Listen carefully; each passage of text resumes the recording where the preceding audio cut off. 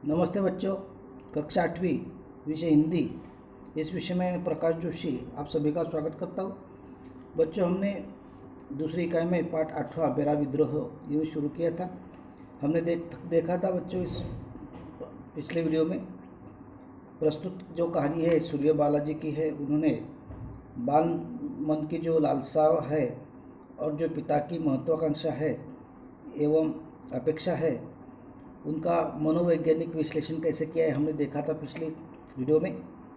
हमने देखा कि जो पिताजी है उनकी आकांक्षा जो है, उसकी आकांक्षाओं में यह लड़का दबकर वह कभी कभी विद्रोह करने पर उतर आता है। तो किस तरह से हमने देखा कि उसको कॉन्वेंट स्कूल में दाखिल कराया, और इतना ही नहीं तो उसकी जो पढ़ाई है वह पिताजी घर आकर किस तरह से लेते थे, हमने देखा था। अब आगे जाकर देखते हैं बच्चों इस कहानी में क्या हुआ।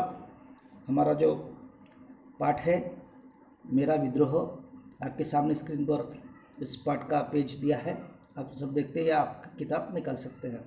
हम देखते हैं, यहाँ से शुरू होने वाला है आज हमारे इस वीडियो में। एक बार पूरी क्लास पिकनिक पर जा रही थी। पिताजी ने मना किया। मेरे जिद करने पर माँ और पिताजी में भी झिकझिक होने लगी। मैं अड़ा ही रहा। परिणाम स्वरूप पहले समझाया, धमकाया और डांटा डांटा गया, और सबसे आखिर में 2 चांटे लगाकर नालायक करार दिया गया। मैं बड़ा क्रोधित हुआ। देखो, यहाँ पर यह लड़का बता रहा है कि एक पिकनिक जाने का मुझे, जो पिकनिक जाने वाली थी उसमें मैं शामिल होने का पिताजी से बात की, तो पिताजी ने नहीं कहा, मना कर दिया। और फिर माँ और पिताजी में झिकझिक होने लगी। परिणाम स्वरूप ऐसा हुआ कि उसको समझाया, उसको धमकाया और बाद में डांटा, और आखिर में 2 चांटे भी उसको लगा दी कि तुम्हें पिकनिक के लिए नहीं जाना है। इस तरह से पिताजी अपने लड़कों पर जो पाबंद है वहाँ पर लगा रहे हैं कि पिकनिक के लिए तुम्हें नहीं जाना है। और आगे जाकर क्या करता है लड़का, देखो। कभी डोनेशन या सालाना जलसे आदि के लिए चंदे वगैरह की छपी पर्चियाँ लाता तो पिताजी झल्ला पड़ते। 1-2 रुपये देते भी तो मैं अड़ जाता कि बाकी लड़के 10-10, 20-20 रुपये लाते हैं, मैं क्यों 1-2 रुपये ले आऊँ। मैंने इस बारे में माँ से बात की, पर माँ भी इसे बिल्कुल फिजूल खर्चा मानती थी। जब कभी जलसा रहता था, कभी डोनेशन की जो पर्ची रहती थी, मैं घर को लाता था तो उसके जो पिताजी है वह उसे सिर्फ 1-2 रुपये देते थे, और उसके जो दोस्त के पिताजी है 10-20 रुपये देते थे।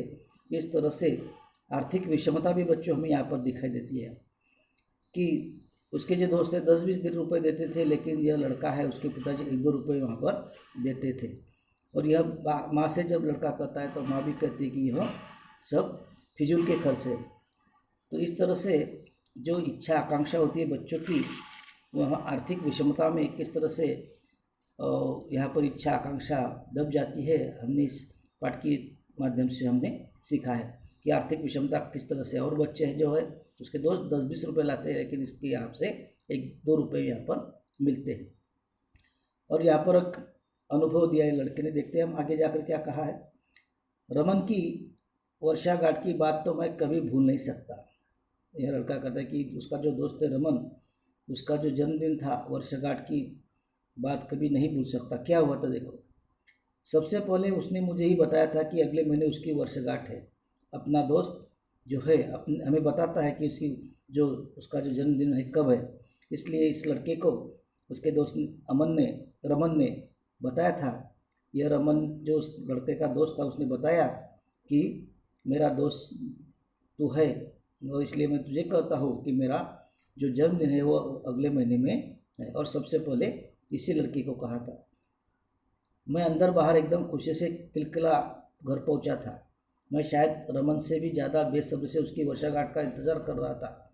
देखो, अपने दोस्त का जो जन्मदिन है वह बेसब्री से इंतज़ार कर रहा था। और इतना ही नहीं तो उसकी जो आशा है और आकांक्षा है उस बच्चे की, अपने दोस्त के प्रति जन्मदिन पर जाऊंगा, उसे बधाई दूंगा और उसे कुछ न कुछ भेंट जो है वह दूंगा। इस तरह से वह मन ही मन बहुत उल्लासित हो जाता है, घर आता है। और घर आने के बाद क्या होता है देखते हैं बच्चों। रमन ने अपनी वर्षगांठ की तैयारी का जो चित्र खींचा था उससे वहाँ जाने के लिए यह बेचैन था। लेकिन देखो, लेकिन क्या हो बच्चों, लड़के के जो पिताजी बहुत सख्त नियम या उस पर दबाव डालने वाले थे। लेकिन क्या हुआ देखो, लेकिन उस दिन पिताजी ने मुझे एकदम डपट लिया, नहीं जाना है। मैं ज़ोर ज़ोर से लड़ना, जिद मचाना और रोना चिल्लाना शुरू कर दिया।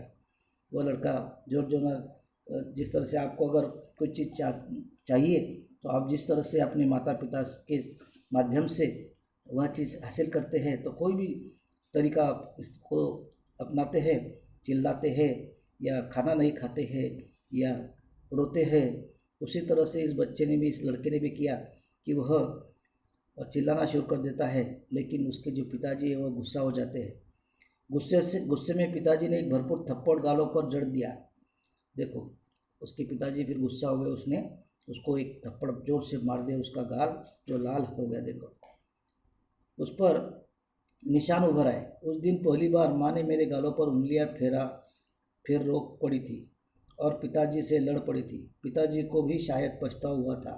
माँ ने मेरा मुंह धुलाया, गाल पर दवा लगाई और बाजार से बिस्कुट का एक डिब्बा मंगवाकर पिताजी के साथ रमन के घर भिजवा दिया।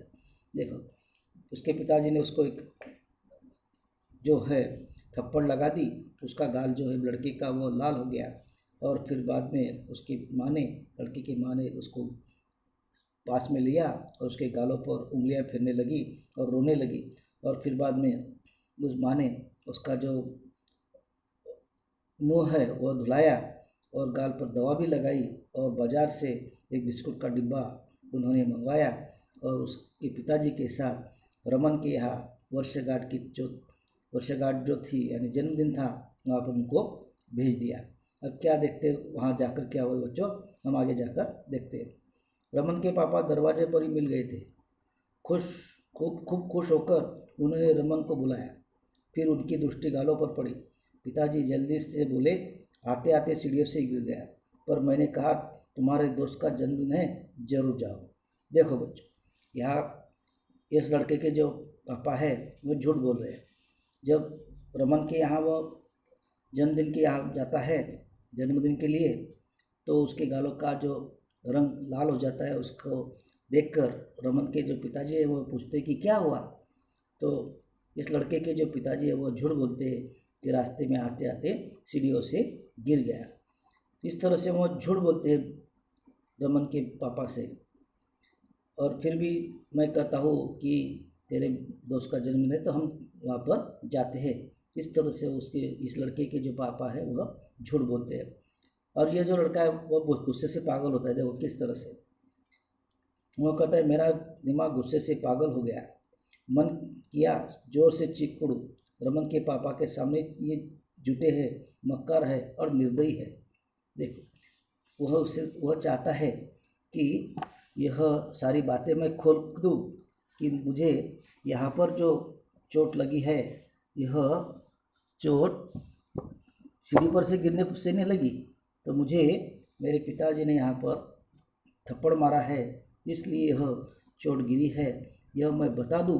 इस तरह से वह कहता है कि यह सब सारी मेरे जो पिताजी है मक्कार है, झूठे हैं। यह जो बातें यहाँ पर बताते हैं सारी झूठी बातें हैं। यह उसे मन ही मन वह सोचता है, मुझे पीट कर लाए हैं, यह मैं सारे लोगों को बता दूँ, यह वह कहना चाहता है। और यहाँ आकर यह झूठ बोले, यह भी वह बताना चाहता है, लेकिन बोला कुछ नहीं। देखो, हम अगले पन्ने पर आए हैं बच्चों। बोला कुछ नहीं, बस गुस्से से उन्हें घूरता रमन की उंगली पकड़े अंदर चला गया। अंदर जाकर तो मुझे लगा कि मैं लाल परी के जादुई देश में आ गया। यहाँ पर जन्मदिन का जो वातावरण यहाँ पर बन गया है। आप देखते हैं जन्मदिन मनाते हैं तब अलग अलग रंगों के गुब्बारे लगाते हैं, रिबन्स लगाते हैं, प्रेजेंट्स वहाँ पर होते हैं, ट्रॉफियाँ होती है, गुलदस्ते होते हैं। उसी तरह का वातावरण यहाँ रमन के यहाँ भी है।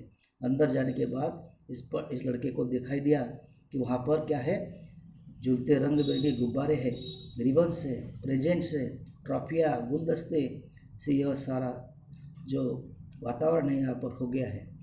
उल्लास से हमेशा हंसते, उसके मम्मी डैडी भी है कि वो हंसते खेलते, उसके मम्मी डैडी भी वहाँ पर है। जब वह जन्मदिन खत्म होता है और जब घर लौटता है तो वह बच्चा क्या सोचता है, देखो। घर लौटकर मैंने पहला प्रश्न माँ से यही किया, तुम और पिताजी मेरा जन्मदिन क्यों नहीं मनाते। देखो बच्चों, किस तरह से बच्चों के मन में यहाँ पर, और अब जो वहाँ पर जन्मदिन के जो प्रोग्राम में वो गया था और घर आकर उसके मन में किस तरह से आया कि पिताजी और माताजी मेरा जन्म क्यों नहीं मनाते, और उसने अपनी माँ को पूछ लिया। अब आगे जाकर क्या कहते देखो। उत्तर में पिताजी की झिड़की ने उसके प्रति उपेक्षा व आक्रोश को और भी बढ़ा दिया। शायद धीरे धीरे इसी अपेक्षा और आक्रोश का स्थान विद्रोह लेने लगा। अनजाने में मेरे अंदर पिताजी का एक शत्रु पैदा हो गया, जो हर समय पिताजी को तंग करने, दुखी करने और उनसे अपने प्रति किए गए अन्यायों के विरुद्ध बदला लेने की स्कीमें बनाता। चूँकि पिताजी और पढ़ाई एक दूसरे के पर्यायवाची बन गए थे, अतः पढ़ाई से भी मुझे उतनी चिढ़ हो गई थी जितनी पिताजी से। देखो इस तरह से बच्चों यहाँ पर हम देखते हैं कि पिताजी के विरुद्ध इस लड़के का किस तरह से मन बन गया, क्योंकि पिताजी की जो महत्वाकांक्षा थी वह अलग थी और इस लड़के की जो लालसा थी, इच्छा थी, वह अलग थी। ये दोनों की जो इच्छा या महत्वाकांक्षा थी अलग अलग होने की वजह से दोनों में तनाव उत्पन्न हो गया। वो लड़का कहता है कि मेरी इसी समय मेरे मन में विद्रोह की भावना उत्पन्न हो गई और एक अनजाने में मेरे अंदर पिताजी का एक शत्रु पैदा हो गया और वह मुझे तंग करने लगा और मुझे पिताजी के खिलाफ विद्रोह करने में उसने मजबूर कर दिया उस शत्रु ने, और अन्यायों के खिलाफ बदला लेने के में स्कीम जो है बनाने लगा।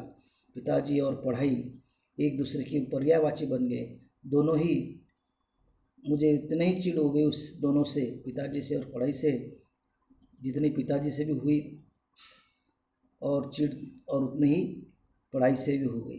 दोनों से इतनी चिढ़ हो गई और मैं विद्रोह की बात मन में, मेरा शत्रु जो है मेरे अंदर हो गया और वह इस तरह से मेरे अंदर जो शत्रु पैदा हो गया है वह स्कीमें बना रहा है कि मैं किस तरह से पिताजी के विरुद्ध विद्रोह करूं, पढ़ाई के विरुद्ध में विद्रोह करूं। इस तरह से बच्चों मेरा विद्रोह यहाँ शुरू हो गया, यह लड़का यहाँ पर कहता है। यहाँ तक बच्चों हमने देखा। अब लड़का विद्रोह आगे अपने पिताजी के खिलाफ करता है, तो किस तरह से करता है और क्यों करता है, उसके बाद उसका क्या परिणाम आता है, हम अगले वीडियो में देखने वाले हैं। तब तक के लिए धन्यवाद।